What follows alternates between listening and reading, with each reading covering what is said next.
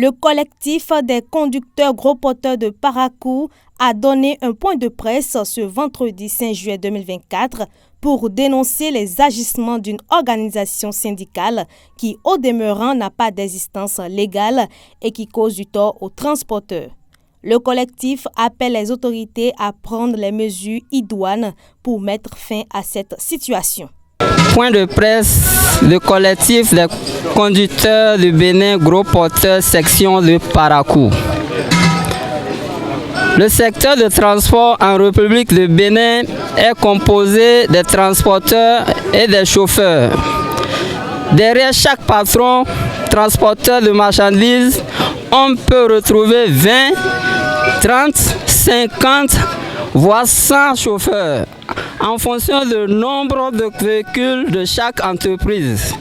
Ainsi, nous chauffeurs conducteurs de gros porteurs sommes des acteurs clés et très exposés de secteurs cruels pour l'économie de Bénin en général et pour les transporteurs, les pays de l'Interland en particulier.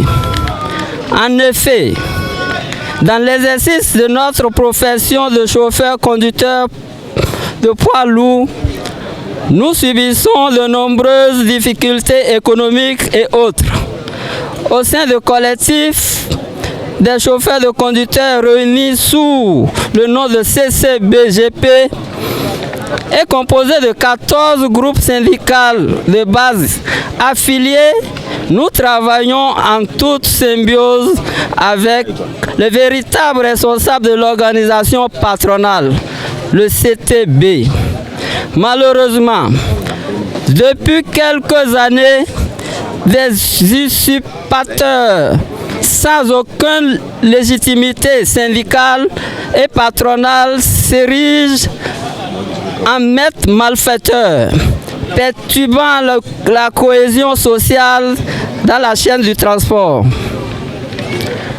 À travers cette tribune, nous appelons les autorités compétentes à mettre fin au désordre orchestré principalement par un individu connu qui a des fins non avouées, utilise le syndicat sans base de centra inab.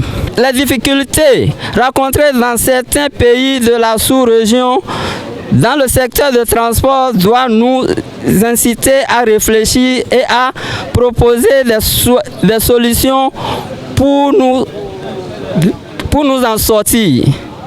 Chers patrons transporteurs de CTB, nous, vos chauffeurs, sommes engagés à vos côtés et prêts à mener la lutte nécessaire pour mettre hors d'état de nuire les individus qui se proclameraient responsables sans aucune légitimité.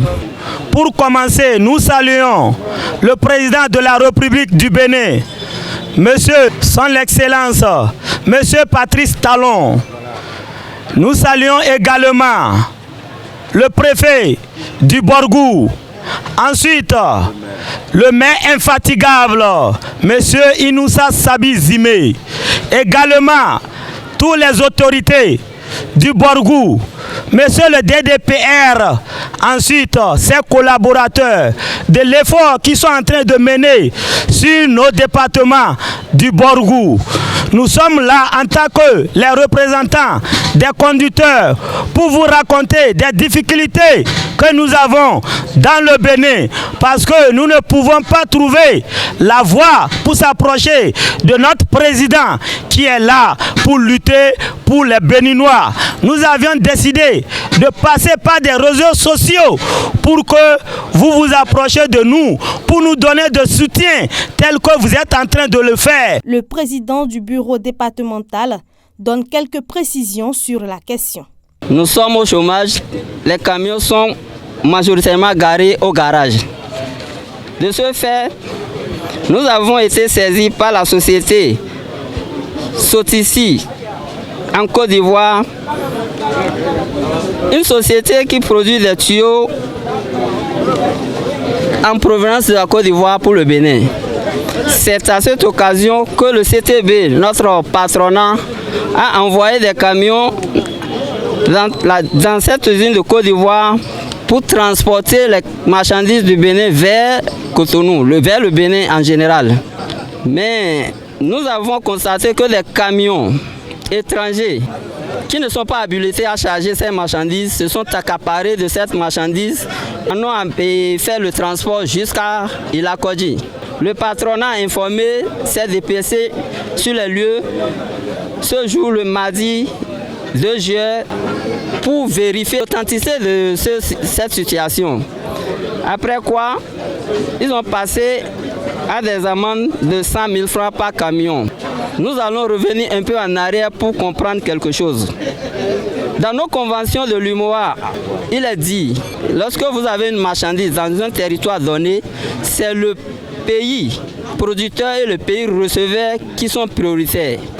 Donc, nous avons été surpris de voir que nos camions sont à l'usine et pourtant ils ont chargé d'autres camions pour amener au Bénin dans notre territoire. Ce qui est contraire au fait à la loi de la convention de l'UMOA de 90.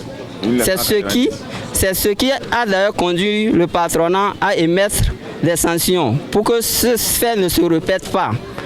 Mais à notre grande surprise, notre syndicat de notre Centra INAB s'est interféré et a semé d'amalgame à ce sujet.